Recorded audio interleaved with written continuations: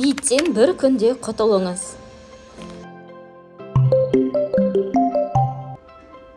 Қышыну, тырмалау, ыңғайсыздану, ұялу. Бұл сезімдер сізге таныс па? Олай болса, осы видеоны соңына дейін көріңіз. Бастағы бит адамның басында ғана тіршілік ететін жәндік паразит. Оның жұмыртқасы сірке.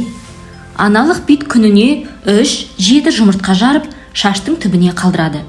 Адам битінің шашта өмір сүретін бас биті, дененің түкті жерлерінде өмір сүретін көйлек биті және жыныс мүшелерінің түкті аймағында өмір сүретін шат биті деген 3 түрі бар. Баста бит қайдан пайда болады? Педикулезден қалай сақтану керек және паразиттен құтылудың амалы қайсысы? Осы және өзге де сұрақтарға жауап табасыздар. Видеоны соңына дейін көріңіздер. Бит басты қышытады, қасылған орын біртіндеп жараға айналады. Емін жасамаса педикулез қайталама инфекцияға себеп болады. Басы қыши берген адамның ұйқысы да бұзылады. Педикулезді уақытылы емдемесе, терінің қабынуы дерматитке, терінің іріңдеуі пиодермияға айналады. Сондықтан біз ұсынған мына 5 амалды жасап көріңіздер.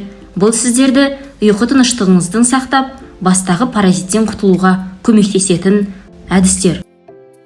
Бірінші, керосин май, күнбағыс, жүгері, асқабақ, жүзім майлары. Керосин май мен керосинді 1:10 есебімен араластырыңыз. Дайын болған сусынды шашыңыздың түбіне жағып, пергамент қағазбен орайсыз. Сыртынан орамалмен тағып тастаңыз. Және солай ұйқыға батыңыз. Таңертең шашыңызды балалар сабынымен жуу керек. Сосын өлген бит пен сіркені сірке суына салынған майда тарақпен тарап түсіріңіз. Екінші, лимон мөгжидек немесе анар шырыны. Бұл жеміс шырындарының құрамы қышқылға бай. Сондықтан да биттен құтылу үшін осы шырынды шаштың ұзындығына жағып, 1-1,5 сағаттай басыңызды орап алыңыз. Белгіленген уақыттан соң шашыңызды су сабынмен жуып, майда тарақпен тарайсыз. Нәтижесін көргіңіз келсе, ақ түсті матаға тараңыз. Үшінші, мүгжидек жемісі 3 уыс мүгжидек жемісін езіп, шашыңыздың түбіне жағыңыз. Ал шырынын шашыңыздың ұзындығына жағасыз және полиэтилен пакет киіп алыңыз. Сыртынан сүлгімен орап 3 сағат жүресіз. Белгіленген уақыттан соң шашыңызды жуып, майда тарақпен тарайсыз. Төртінші, сірке суы қосылған су 70%-дық 1 тамшы сірке суды 10 тамшы таза сумен араластырасыз.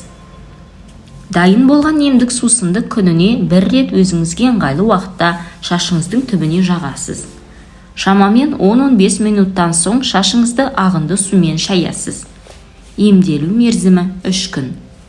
Бесінші, қылқан бұтақтары, жарты шелек қылқан бұтақтарына су құйып отқа қоясыз.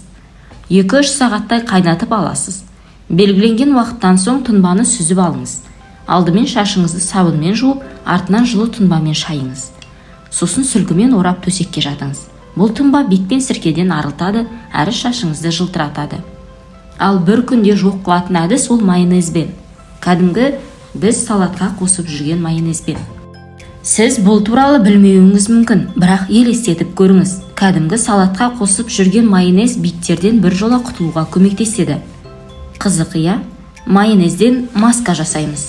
Оны басымызға жағып қойып, сыртынан салафанмен орап бір түнге қалдырасыз. Түнмен биттерге кислород жетіспегеннен қырылып қалады. Ертесіне мол сумен жуып шайып тастайсыз.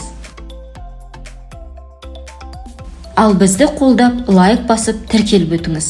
Денсаулықты сақтайық, пайдалы болса басқа да видеолардың сілтемесін қалдырып кеттім, көріп шығыңыздар.